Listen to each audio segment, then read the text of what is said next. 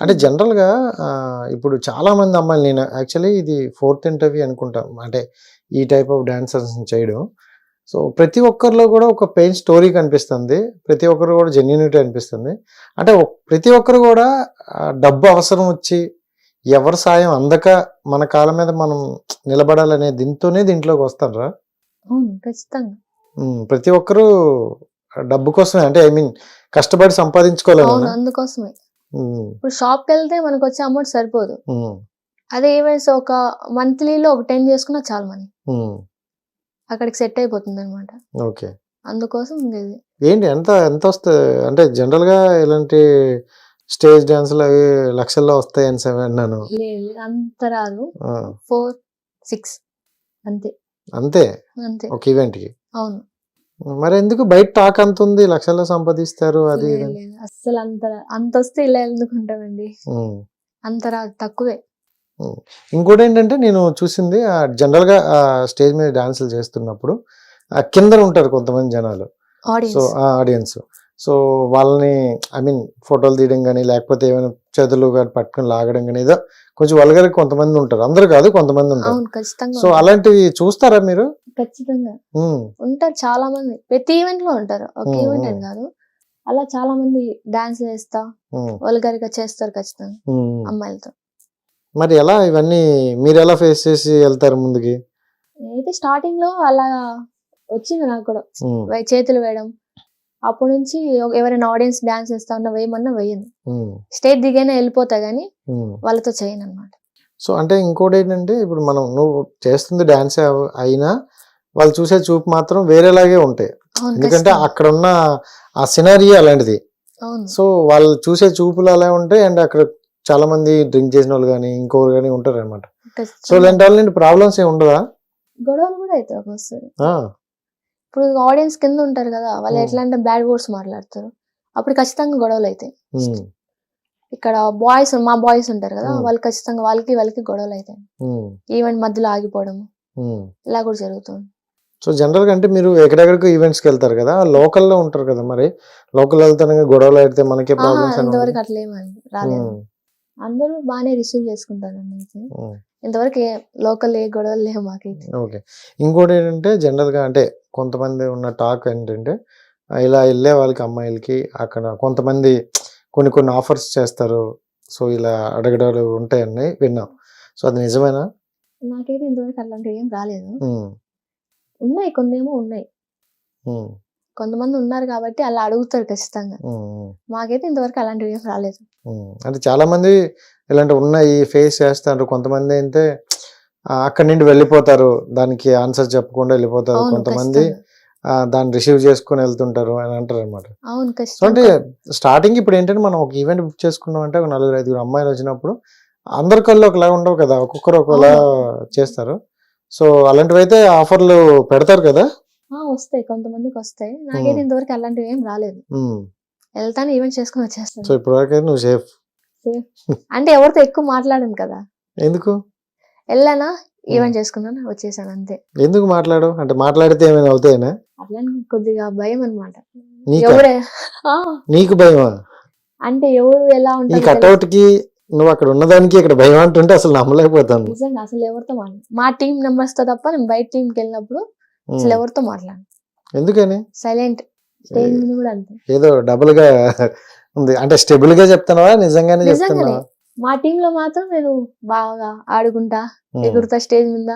Full కామెడీగా. బయట ఈవెంట్స్‌కెళ్తే సైలెంట్‌గా ఉంటా. హ్మ్. ఇంకోటేంటంటే అంటే జనరల్‌గా ఇప్పుడు ఈవెంట్స్‌కెళ్ళే వాళ్ళు గాని లేకపోతే ఎక్కువ కపుల్స్ ఉంటారు. ఎక్కువ పెయిర్. లవర్స్ ఉంటారు. లవర్స్. పెయిర్స్. పెయిర్స్ ఉంటారు. ఆ పెయిర్స్‌లోనే కొంచెం మ్యాజిక్ మొదలవుద్ది.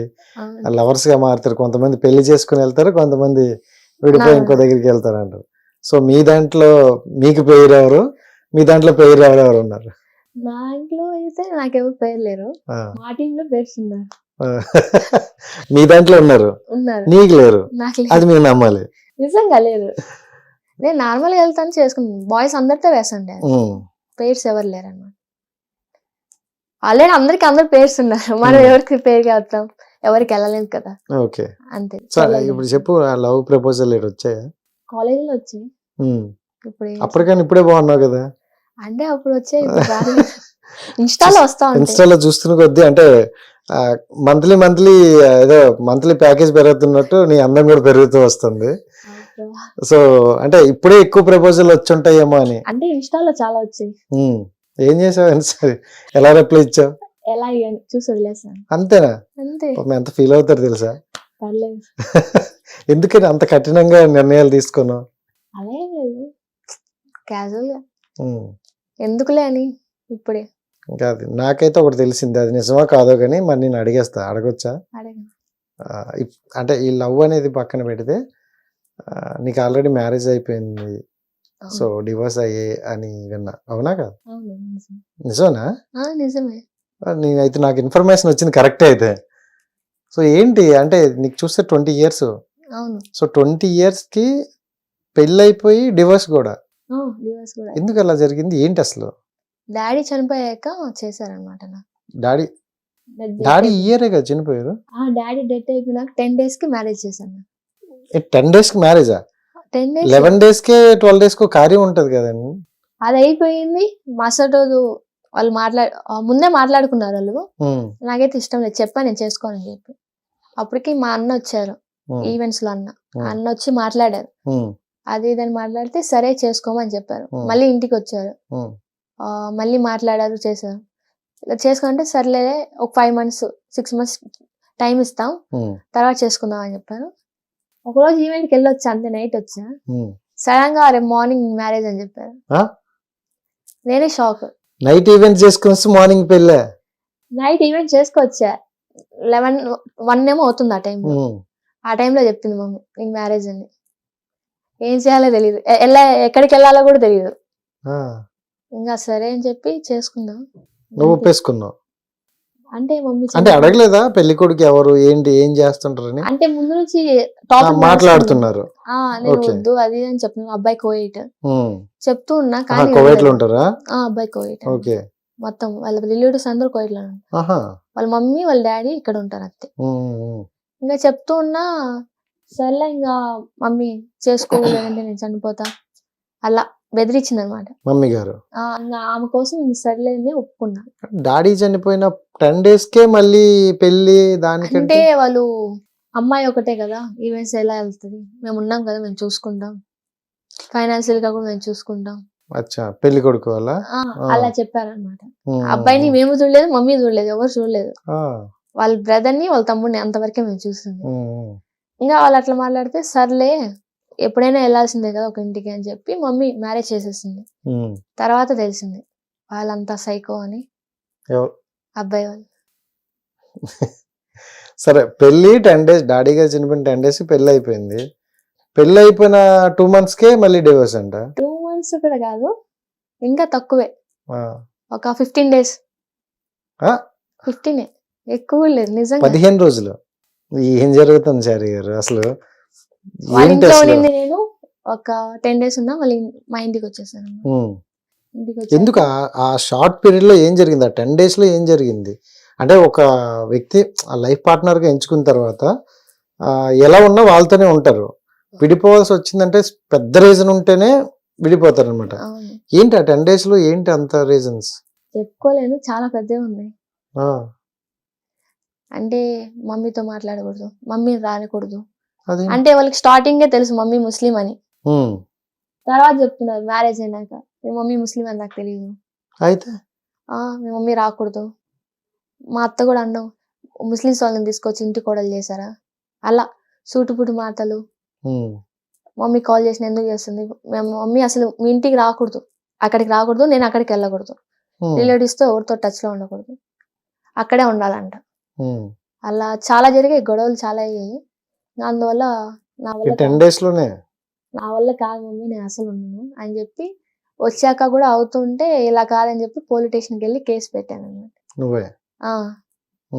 అవన్నీ పెడితే వాళ్ళు ఇంకా మళ్ళీ మాట్లాడి మాకు రిజిస్టర్ ఆఫీస్ లో తీసుకెళ్లి పెద్దల సమస్యలో కాగితాలు ఇప్పించారు.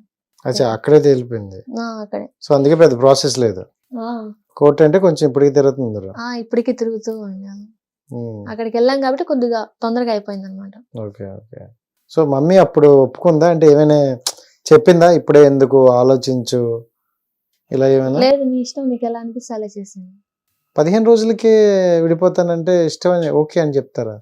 అంటే మమ్మీ చూసింది కదా, అక్కడికి ఒక రోజు వచ్చింది, ఉమ్, అక్కడ ఎంత టార్చర్ పెట్టి మమ్మీ చూసింది. ఆ, మమ్మీ ఆ ఈవినింగ్ వచ్చేసింది అనమాట చూసి. ఓకే. ఇంకా మమ్మీ కూడా చూసి, ఇంకా మా సిస్టర్ వచ్చారు, మా పెద్దమ్మ వాళ్ళు, ఉమ్, తను కూడా చూసి ఎంత మంచి అమ్మాయిని అబ్బాయికి ఇచ్చి నువ్వు ఇలా చేసావు అది ఇది అని మాట్లాడి ఇంకా అందరూ ఉమ్, మమ్మీని వేసుకున్నారన్నమాట. చెప్పాం కదా ఇప్పుడు వద్దని, మంచోడు మంచోడు అని చెప్పి ఇచ్చావు, ఉమ్, ఇప్పుడు చూడు ఎంత అయిందో అని చెప్పి. అసలు మండపంలో కూడా నాకు మ్యారేజ్ అయినప్పుడు అమ్మాయిని తీసుకెళ్తారు కదా ఇంటి, ఉమ్, అప్పుడు కూడా మా మమ్మీకి చెప్పలేదు నన్ను తీసుకెళ్తున్నామని. ఉమ్, వాళ్ళ పాటికి వాళ్ళు కార్లో ఎక్కించుకొని వెళ్ళిపోయారు. మమ్మీని అక్కడే వదిలేశారు మండపంలో. ఉమ్, మమ్మీ అక్కడ ఏడుస్తుంది, చెప్పలేదు. ఫోన్ లేదు నా దగ్గర అప్పుడు, తన దగ్గర మాత్రమే ఉంది. వాళ్ళు కాల్ చేస్తే వాళ్ళు లిఫ్ట్ చేయలేదు. ఉమ్, అప్పుడు గొడవలేదు స్టార్టింగ్, మ్యారేజ్ అయినప్పుడే, ఉమ్. అప్పటి నుంచి స్టార్ట్ అయ్యాయి గొడవలు. సో యాక్చువల్ అయితే అంటే ఇంత తెలుసు కదా ముందు, ఏదైనా పెళ్లి చేసుకుంటారంటే కొంచెం ఆలోచిస్తారు కదా, ఎలాంటి ఫ్యామిలీ ఏంటని కొంచెం అంటే ఆరాధిస్తారు ఆ కదా. ఇంట్లో మా సిస్టర్ ఉంది ఉమ్, పెద్ద కోడలుగా, ఉమ్, ఉమ్, ఉమ్. తను చెప్పింది మంచిది అది, నేను బాగా చూసుకుంటా అది ఇది అని చెప్పి తీసుకెళ్లారనమాట. అచ్చా, తన మాట నమ్మి మా మమ్మీ ఇచ్చింది అనమాట. మరి ఆవిడని అడగలేదా? అసలు మళ్ళీ అంత గొడవ నాకు తను ఏం మాట్లాడలేదు, అసలు ఉమ్, సైలెంట్ అయిపోయింది. అడుగుతున్నా ఏం మాట్లాడట్లా, ఉమ్, వెళ్ళిపోవడం, సైడ్ వెళ్ళిపోవడము అలా చేసింది అనమాట. ఉమ్. సో మరి తర్వాత ఏంటి అంటే డైవర్స్ అయిపోయి మరి ఏమైనా తర్వాత వాళ్ళు మాట్లాడడం కానీ మళ్ళీ తీసుకెళ్ళిపోతాం పాపని అన్నారు? అసలు ఆ రోజు డైవర్స్ అయిపోయింది. ఆ రోజు నుంచి ఇంతవరకు ఒక కాల్ లేదు, మెసేజ్ లేదు. ఉమ్, ఇంకొక అమ్మాయిని చూసుకోండి. ఆల్రెడీ ఎతికారు కూడా అబ్బాయిని. నాకు పేపర్స్ ఇచ్చిన మరుసటి రోజు నుంచి అమ్మాయిని ఎతకడం మొదలు పెట్టారు. అయ్యో, ఇంత జరిగింది అనమాట. అవును. సో ఓకే, అది ఇప్పుడైతే హ్యాపీ అయిపోయి ఇప్పుడైతే హ్యాపీ అంటే అది నీ మంచిగా జరిగింది అనుకోవచ్చా? ఖచ్చితంగా ఆ. ఇప్పుడు చాలా హ్యాపీగా ఉన్నా. సో అంటే ఇప్పుడు